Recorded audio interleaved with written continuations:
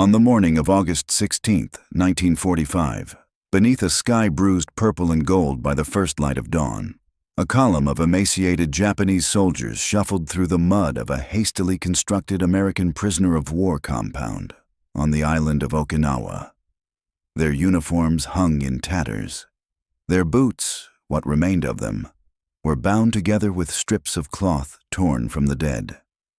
They moved in silence, their eyes fixed on the ground, each man preparing himself for what he had been taught since childhood to expect: humiliation, torture, and an honorless death. The air smelled of turned earth and disinfectant, a sharp medicinal tang that cut through the humidity. In the distance, American voices called out in a language none of them understood, and the metallic clang of mess kits echoed across the camp. One young soldier, barely 20 years old, glanced upward for only a moment and saw something that made no sense to him. Rows upon rows of canvas tents standing in perfect geometric precision, their sides rolled up to reveal shadows within. He expected cages. He expected chains. What he did not expect was what he saw next. Inside each tent stood wooden cots, and upon each cot lay a mattress. It was an image so alien, so incomprehensible, that for a moment he wondered if the blow to his head during the final bombardment had damaged his mind. Mattresses, in a prison camp, for the enemy. This moment, repeated in dozens of camps across the Pacific Theater in the weeks and months following Japan's surrender, would become one of the quiet, unrecorded tremors that shook the ideological foundation upon which the Japanese Empire had built its war. It was not a moment of grand strategy or decisive battle. It was a moment of objects, of things, of the small, mundane materials of daily existence that revealed a gap so vast between two civilizations that no amount of propaganda could have prepared the Japanese soldier for what he would encounter. The mattress, soft and stuffed with cotton or horsehair, became an unintentional symbol of something the Imperial Japanese Army had told its men did not exist. An enemy that valued the comfort of even its prisoners. An enemy that possessed resources so abundant, logistics so efficient, and a philosophy so fundamentally different that it could afford to give its captives what many Japanese soldiers had never known in their entire military service. To understand the shock of this moment, one must first understand what the Japanese soldier had been told about America, and more importantly, what he had experienced in his own service to the emperor. From the moment a young man entered the Imperial Japanese Army, he was stripped not only of his individuality, but of any expectation of physical comfort. The Japanese military philosophy, rooted in centuries of samurai tradition and accelerated by the ultranationalist fervor of the 1930s, glorified suffering as the path to spiritual purity. The soldier was taught that his body was merely a vessel for the emperor's will, and that to care for one's physical needs was a sign of weakness, of contamination by Western decadence. Training was brutal. Food was scarce even in peacetime. A typical daily ration for a Japanese infantryman in the field consisted of rice, sometimes mixed with barley, a handful of pickled vegetables, and perhaps a small portion of dried fish. Meat was a luxury reserved for officers. Fresh fruit was almost unheard of. Soldiers were expected to forage, to requisition from occupied populations, or simply to endure hunger as a test of their loyalty. Sleep was similarly treated not as a biological necessity, but as a privilege that had to be earned through perfect obedience.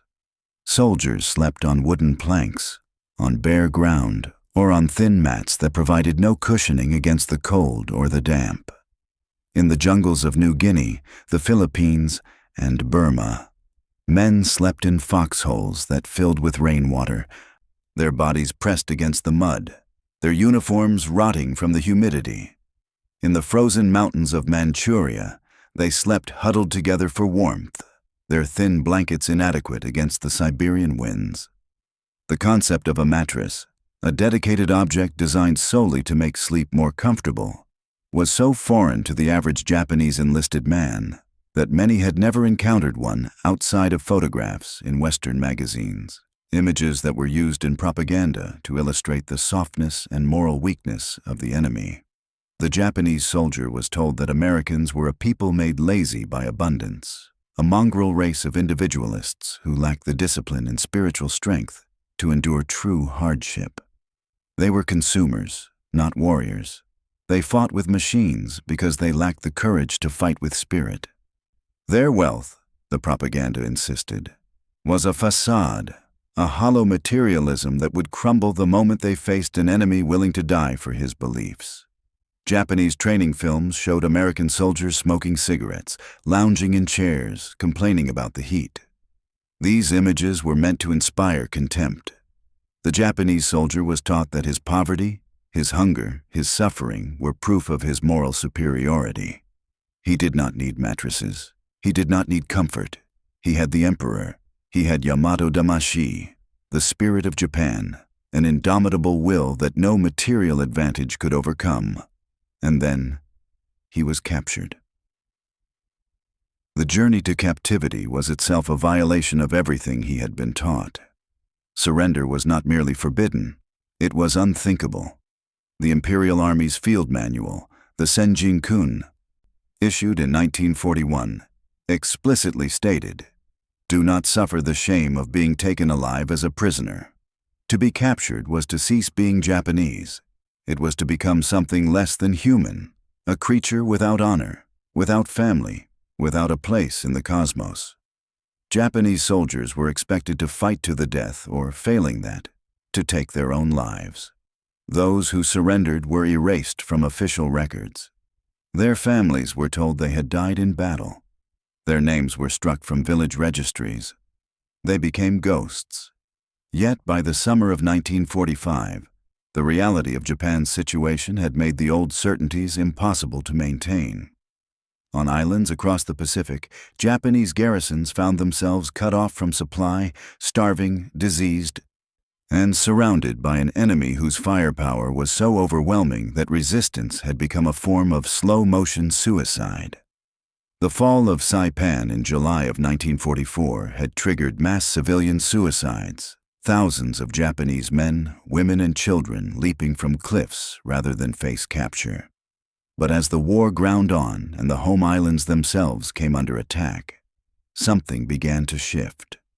Soldiers, particularly those who had been conscripted late in the war, began to surrender, not in large numbers at first, not openly, but in the quiet moments after a battle, when the officers were dead and the Americans were calling out in Japanese, offering water and medical care. Some men chose to live. The Americans were not prepared for this. Early in the war, Japanese prisoners had been so rare that intelligence officers treated each one as a prize, a source of information to be carefully cultivated. But as the numbers grew, by the end of the war, over 35,000 Japanese soldiers would be held in American custody in the Pacific Theater alone. The logistical challenge of housing, feeding, and managing a population that had been taught to despise captivity became immense. The solution, arrived at through a combination of military pragmatism and a peculiarly American belief in the transformative power of material conditions, was to treat Japanese POWs not as subhuman enemies, but as human beings subject to the Geneva Conventions, despite Japan not having ratified those agreements. This decision was not purely humanitarian. American planners believed that well-treated prisoners would be more likely to provide intelligence, less likely to cause trouble, and might even become useful for propaganda purposes. But the effect for the men who entered those camps was something far more psychologically complex. They expected death. They received mattresses. The first encounter with the American tent was, for many Japanese POWs, the beginning of a cognitive unraveling. The young soldier from Okinawa, whose name has been lost to history, entered his assigned tent with the wary posture of an animal entering a trap. He had been processed through a system that seemed designed to confuse him. His wounds had been cleaned and bandaged by an American medic who worked with a speed and efficiency that suggested abundance of supplies. He had been given a meal: canned beef, white bread, canned peaches, and coffee. More food than he had seen in a single sitting in months. His stomach, shrunken from malnutrition, could barely hold it. Now, as he stood at the entrance of the tent, he saw the cot with its mattress, and beside it, a folded blanket and a pillow. A pillow. He approached it slowly, half expecting it to be taken away, some cruel joke designed to humiliate him. But the American guard, a young man from Iowa with sunburned arms and a bored expression, simply gestured for him to go inside and then walked away.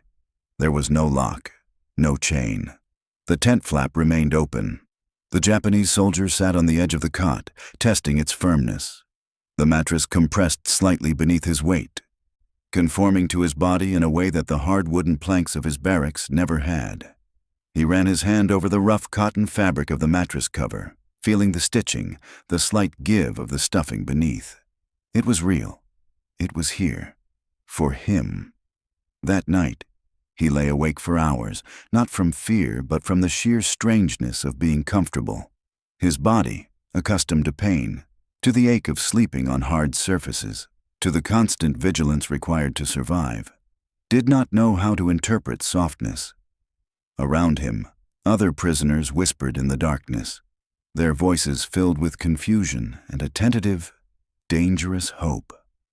One man, an older sergeant who had fought in China, said aloud what many were thinking. "They are trying to make us weak. This is a trick." But even as he said it, his voice carried no conviction. Because if it was a trick, it was one they had never been trained to resist. The mattress, the pillow, the blanket, these were not merely objects. They were arguments. They were pieces of evidence in a case that the Japanese soldier was being forced to consider against his will. That perhaps he had been lied to. That perhaps the enemy was not what he had been told. That perhaps the entire structure of meaning upon which his life had been built was false. The abundance did not stop with bedding. In the weeks that followed, as the shock of capture gave way to the routines of camp life, the Japanese POWs encountered a material reality that systematically dismantled every assumption they had held about the United States.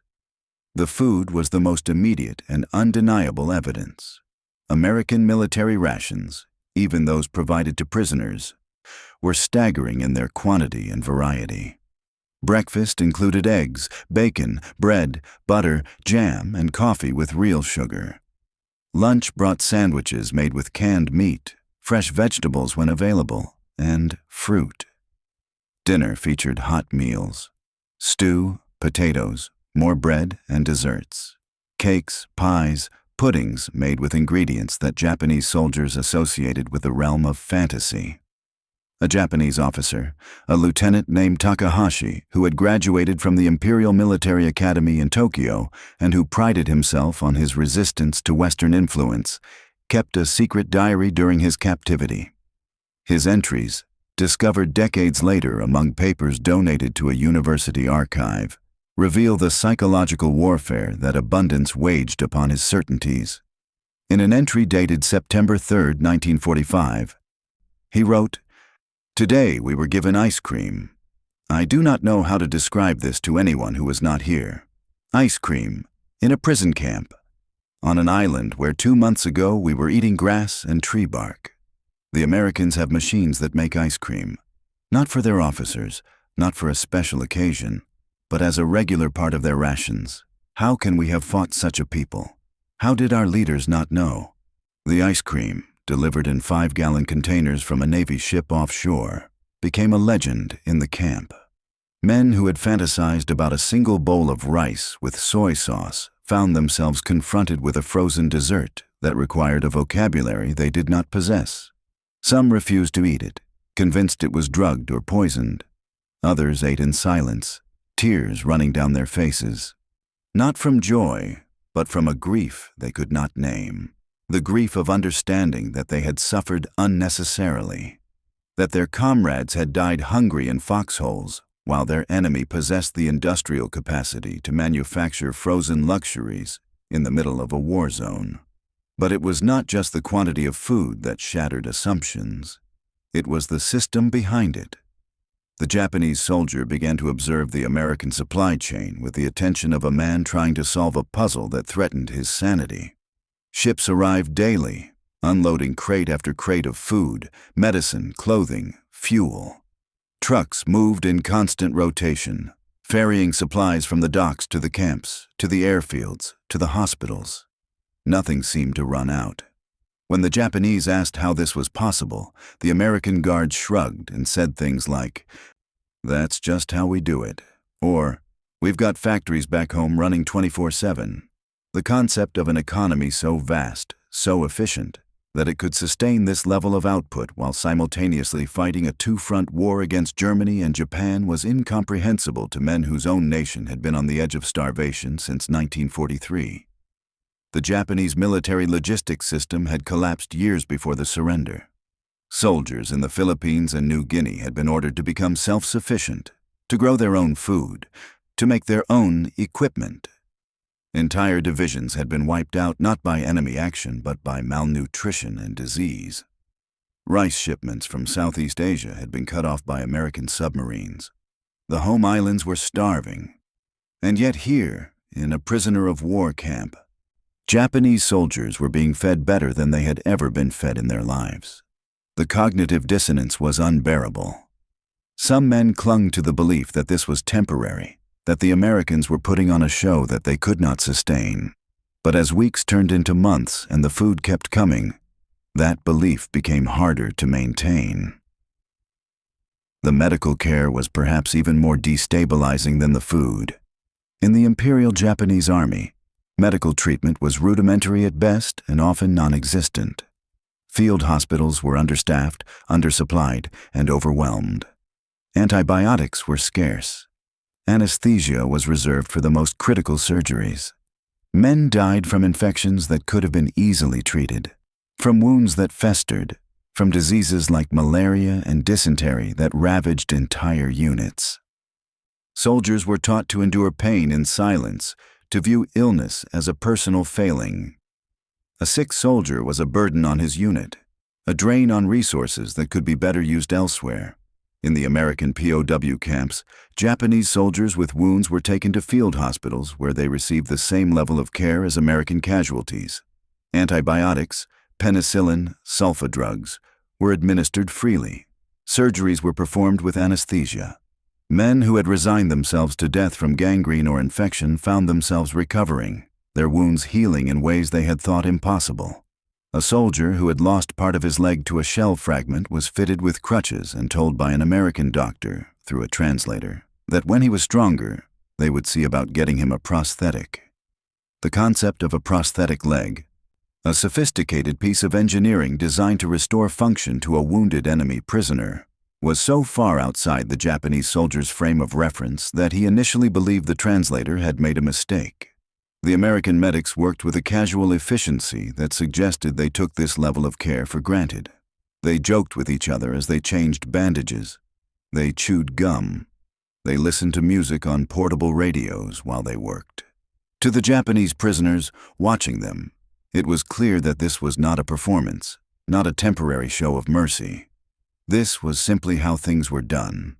The Americans had so much medicine, so much equipment, so much knowledge, that they could afford to heal their enemies. Lieutenant Takahashi wrote in his diary, "I watched an American corpsman today treat a private from my company who had been shot in the abdomen during the final assault. The American worked for an hour to clean the wound, gave him morphine for the pain, and then sat with him and smoked a cigarette, making jokes in English that none of us could understand. The private is alive. He will live. In our army, he would have been given a grenade and told to take as many enemies with him as he could. I do not know what to believe anymore. This collapse of belief, this slow disintegration of the ideological certainty that had sustained the Japanese soldier through years of hardship, was not universal. Many prisoners, particularly the older career soldiers and the most fervent believers in the imperial cause, retreated into denial. They insisted that the Americans were weak, that their material abundance was proof of their spiritual poverty, that Japan had lost not because its ideology was wrong, but because it had been betrayed by corrupt leaders or because the gods had temporarily withdrawn their favor. These men kept to themselves, maintained military discipline within the camps, and waited for an opportunity that would never come. But for others, particularly the younger soldiers who had been conscripted late in the war and who had never fully internalized the Bushido mythology, the evidence of their senses became impossible to ignore. The mattress, the food, the medicine, these were not abstractions. They were real. And they pointed to a conclusion that was both obvious and terrifying, that the Japanese soldier had been sent to die in a war that his nation could never have won, by leaders who had lied to him about the nature of the enemy and the strength of his own country. The object that came to symbolize this realization more than any other was not the mattress itself, though that remained the first shock. It was the sea ration. The American combat ration, packaged in a small cardboard box or tin can, contained a complete meal: canned meat, crackers, candy, cigarettes, matches, toilet paper, and even a small can opener. It was designed to be carried by individual soldiers and to provide enough calories and nutrition to sustain a man in combat. Japanese soldiers, by contrast, carried rice in a cloth bag and were expected to cook it themselves whenever possible, or eat it raw if necessary. They had no equivalent to the sea ration, no industrially packaged, ready-to-eat meal that could be consumed anywhere, anytime. When the POWs were given sea rations to supplement their regular meals, they dissected them with the fascination of archaeologists examining artifacts from an alien civilization. The canned meat, spam, corned beef, ham, and eggs came in tins that could be opened with a tiny folding can opener, a piece of engineering so simple and effective that Japanese soldiers marveled at it. The crackers were hard and tasteless but filling. The candy, hard candies, chocolate bars, represented a level of sugar consumption that seemed almost obscene to men who had been rationed a few grams of sugar per month. The cigarettes, American brands like Lucky Strike and Camel, were smooth and mild compared to the harsh Japanese tobacco many had smoked. But it was the toilet paper, of all things, that provoked the most existential reflection. The Japanese military did not issue toilet paper to its soldiers. Men used leaves, cloth, or whatever was available. The fact that the Americans included toilet paper in every ration, that they considered it as essential as food, revealed a concern for personal hygiene and comfort that seemed to come from a different universe of assumptions. It suggested a military that valued the individual soldier not as the expendable component in a machine, but as a human being whose daily life mattered.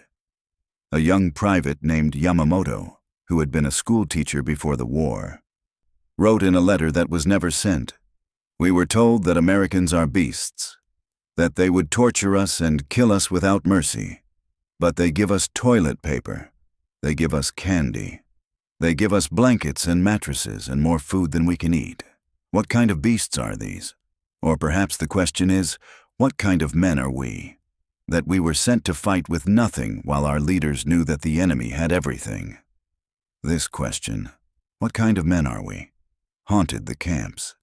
It was not a question that could be asked aloud, not in front of the older soldiers who still clung to the old beliefs, but it was there in the silence, in the way men looked at the objects around them, in the way they hesitated before accepting another meal, another kindness from the enemy who was supposed to be inferior.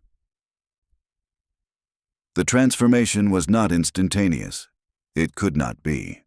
Ideology, especially ideology enforced through years of brutal training and ritualized violence, does not simply evaporate when confronted with contradictory evidence. The human mind resists such transformations, builds defenses, rationalizes, compartmentalizes. But material reality has a weight that arguments cannot match. A mattress is not an opinion. It is an object that can be touched, slept upon, experienced. And when that object is multiplied across thousands of tents, when it is accompanied by an endless stream of food and medicine and small comforts, it becomes a structure of proof that slowly, inexorably, reshapes the landscape of belief. By the end of 1945, As autumn turned to winter and the camps became permanent installations rather than temporary holding areas, the character of daily life among the Japanese POWs began to change. Men who had spent the first weeks in silence began to talk, to share their experiences, to compare notes on what they had seen. Educational programs were established, partly at the initiative of the American authorities who hoped to re-educate the prisoners in democratic values, but partly also at the request of the prisoners themselves, who were hungry for information about the world they had been cut off from. English classes became popular. Men who had once vowed never to learn the language of the enemy now competed to master it, recognizing that whatever future awaited them, it would require understanding the nation that had defeated Japan. Japanese language newspapers were printed in the camps, with content approved by American censors but written by the prisoners themselves. These newspapers began to publish articles that would have been unthinkable a year earlier, pieces questioning the decisions of the Japanese military leadership, analyzing the economic and industrial disparities that had made Japan's defeat inevitable, even tentative explorations of democratic ideas. One article, published in a camp newspaper in the Philippines in December of 1945, discussed the concept of individual rights, the idea that a government existed to serve its people rather than the reverse. The author, a former school teacher like Yamamoto, wrote, "We were taught that the individual is nothing, that only the nation matters. But if that is true, why do the Americans treat us as individuals? Why do they care if we sleep on mattresses or wooden boards? Why do they give us medicine and food and ask us what we think? Perhaps there is another way to organize a society. Perhaps we were wrong." Such sentiments were controversial. They sparked arguments, sometimes physical fights between the believers and the doubters, but they also sparked curiosity. Men began to ask the American guards questions. How does your government work? How are your leaders chosen? What happens if you disagree with your president?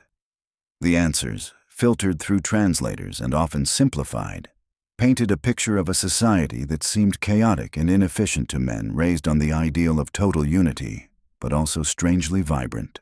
A place where disagreement was not treason, where individuals had the power to change their government, where abundance was not hoarded by a military elite, but distributed, however imperfectly, among the population.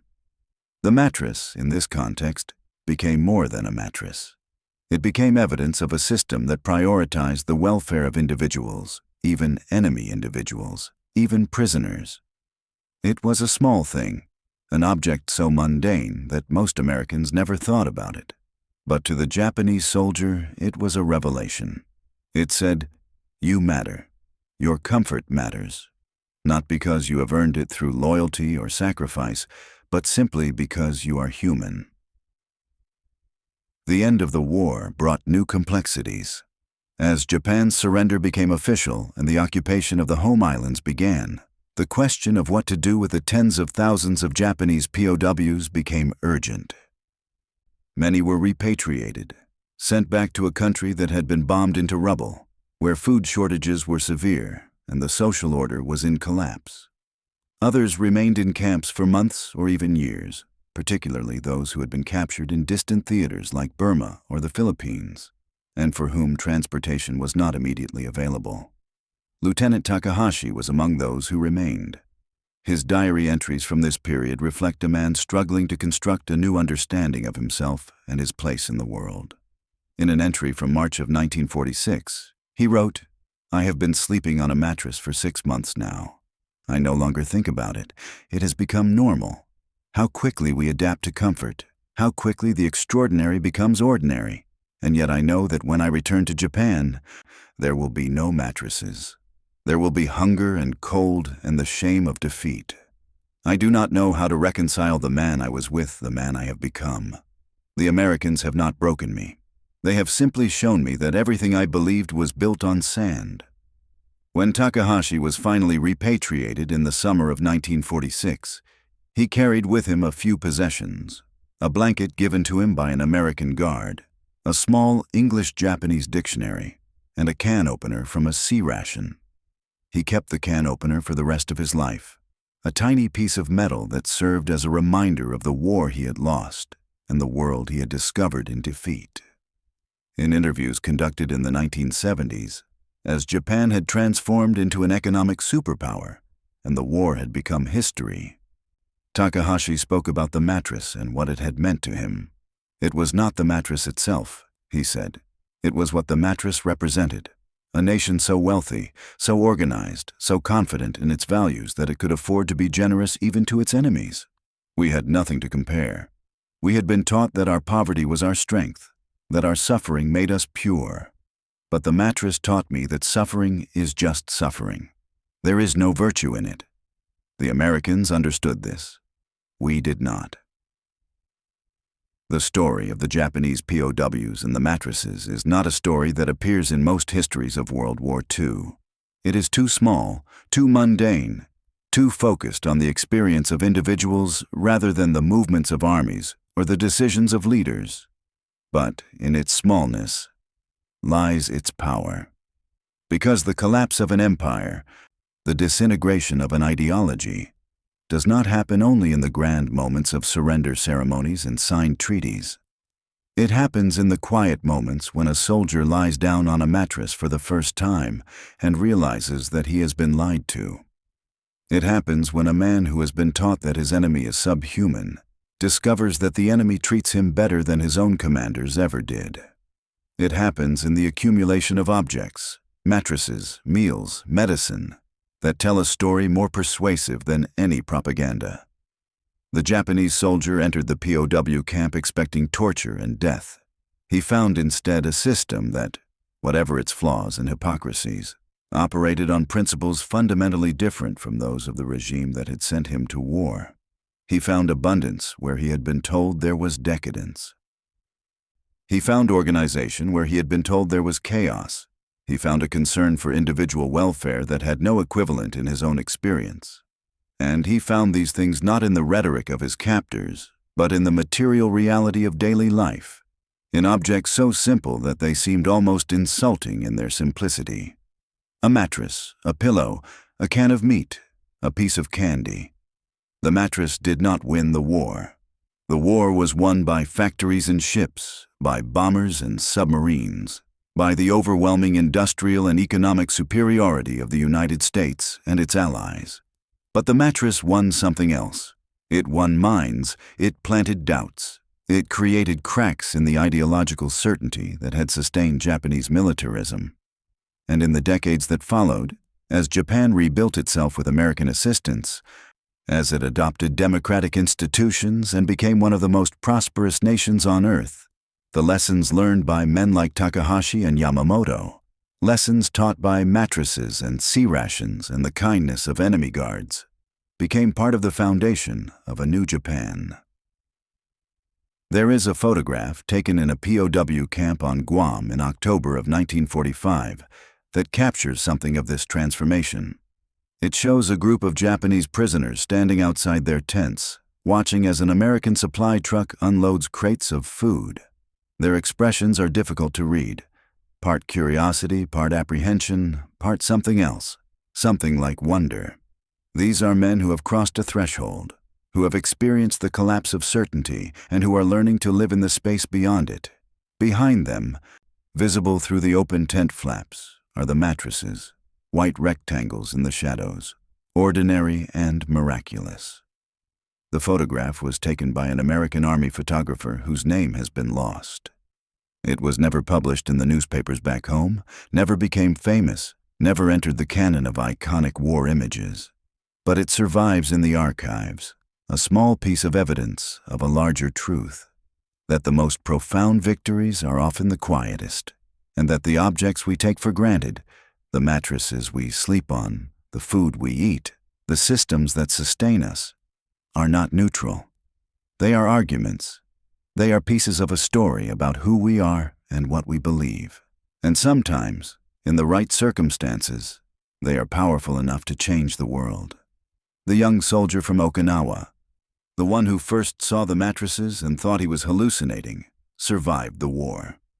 He returned to Japan in 1947, to a village that had been burned by American firebombing raids, to a family that had barely survived the famine of the final months of the war. He never spoke much about his time as a prisoner, but decades later, when his grandson asked him what the Americans were like, he thought for a long time before answering. "They were not what we were told," he said finally. "They had everything, and they shared it, even with us. I didn't understand it then. I'm not sure I understand it now, but I remember the mattress. I will always remember the mattress." In that memory, in the memories of thousands of men like him, lies a truth about the nature of power and the meaning of abundance. The mattress was not just a mattress.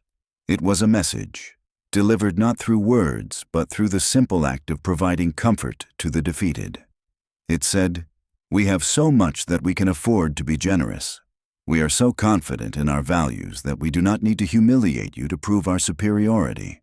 We believe that even our enemies deserve to sleep in comfort, because we believe in a world where everyone deserves that right." This was the message that the Japanese Empire, in all its military might and ideological fervor, could never have sent, because it did not possess the abundance to back it up. And in the end, that made all the difference. Not in the battles, which were won by bullets and bombs, but in the aftermath, in the slow reconstruction of a world, in the transformation of enemies into something else. Not friends, perhaps. Not yet. But men who had slept on the same mattresses, eaten the same food, and glimpsed, however briefly, a different way of being human. The mattress endures as a symbol because it is both utterly mundane and deeply political. It is a reminder that ideology, no matter how fervently believed, cannot survive sustained contact with a material reality that contradicts it. The Japanese soldier was taught that Americans were soft, weak, morally bankrupt, and then he was captured, and he was given a mattress, and the contradiction between what he had been told and what he experienced became impossible to ignore. The mattress was soft, but the nation that provided it had proved itself anything but weak. The mattress was a luxury, a comfort, an expression of abundance. But the nation that provided it had demonstrated an industrial capacity and a logistical sophistication that Japan could not match. The mattress said, "We are not what you were told." And in saying that, it opened a space for doubt, for questioning, for transformation. In the end, the story of the Japanese POWs and the American mattresses is not a story about material superiority, though that was certainly part of it. It is a story about the power of objects to carry meaning, to communicate values, to serve as evidence in an argument about the nature of the good life. The Japanese soldier had been taught that the good life was one of sacrifice, of suffering, of submission to a higher cause. The mattress suggested a different definition, that the good life was one of comfort, of dignity, of systems designed to serve human needs rather than to extract human sacrifice. Which definition was correct? The question is less important than the fact that it could be asked, that the encounter with the mattress created a space where alternative visions of the good life became thinkable. And in that space, in the minds of men who had been trained never to question, a transformation began. Not a perfect transformation, not a universal one, but real nonetheless, and lasting and profound. The mattress was just a mattress. But it was also a door, opening onto a world that the Japanese soldier had been told did not exist. And once that door was opened, once he had passed through it and seen what lay on the other side, he could never fully return to the certainties he had left behind. He could never again believe, not with his whole heart, that his suffering had been necessary, that his poverty had been noble, that his ideology had been true. He would carry that knowledge with him for the rest of his life, that memory of the first night he slept on a mattress in an American POW camp, the shock of comfort, the vertigo of abundance, the slow unraveling of everything he had been taught to believe. And in carrying that memory, he would become part of a story larger than himself, a story about the power of material reality to reshape consciousness, about the quiet revolutions that happen in the space between what we are told and what we experience, about the objects that, without intending to, without even trying, change the course of history. A mattress in a tent, For a prisoner, it was enough.